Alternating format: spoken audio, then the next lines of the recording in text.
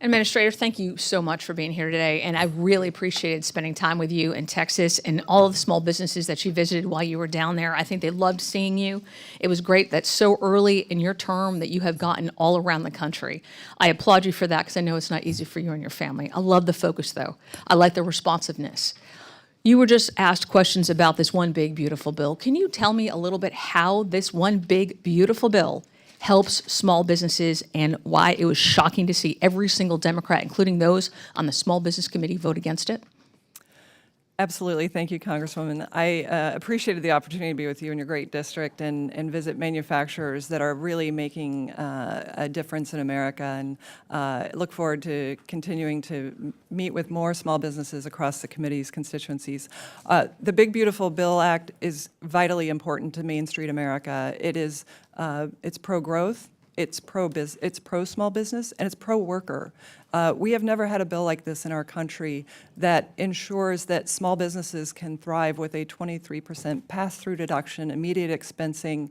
It ensures that we start to cut spending, $1.6 trillion in mandatory spending that drove inflation that small businesses were crushed by under the last administration. It secures the border. Small businesses have been suffering from crime in their communities, needless crime.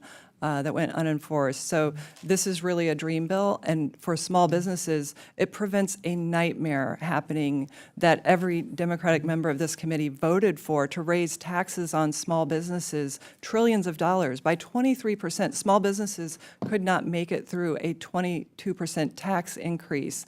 And so I'm really grateful for the support of this bill, and look forward to continued reductions in spending and taxes. So I've been working with small businesses for about 20 years now, and I have never heard them say we want to have more regulations, right? We need the government to get out of our way. Over the last 4 years under the Biden administration, we have seen $1.8 trillion in additional new regulations. The only thing that I've heard from my Democrat colleagues is talking about tariffs. Now, you have talked to small businesses across this country. I know you have. Tell me how tariffs are actually helping the small business community. Absolutely. When we've gone across the country, literally from New York to California, to Utah, to Tennessee, to Texas, to New Jersey, Pennsylvania, small businesses are investing and growing, but they say they have three big challenges. Regulation is always one of those three. Workforce is always one of those three, and the threat of rising taxes.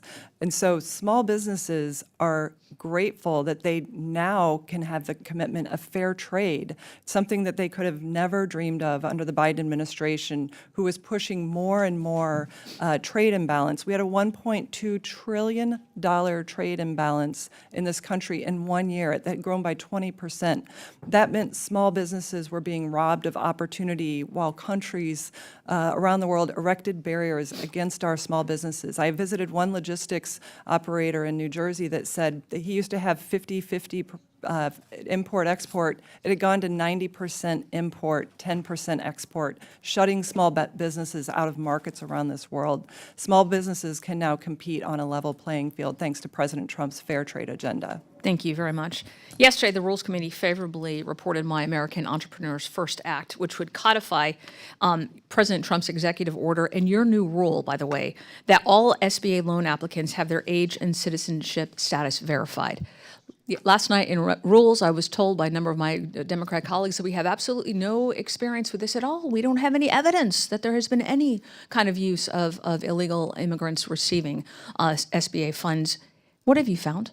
Congresswoman, thank you for the question. It's really important that everyone in this committee hear this. The DOJ team did help us identify $630 million of fraudulent loans that were granted to individuals over the age of 120 or under the age of 11. That's why absolutely it's critical that we have age verification. We also found SBA loans to non-citizens. We were able to cancel those. They were approved under the Biden administration.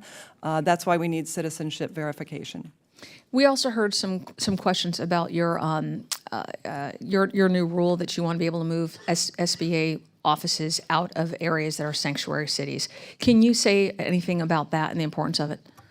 Well, it's vitally important. We just saw yesterday in Boston, one of the sanctuary cities that will be leaving, 1,400 illegals, gangbangers, traffickers, sex offenders were arrested. We cannot support cities that don't support federal law, and I'm grateful to ICE and Secretary Noem for advancing these efforts. Thank you very much for your testimony. I yield back.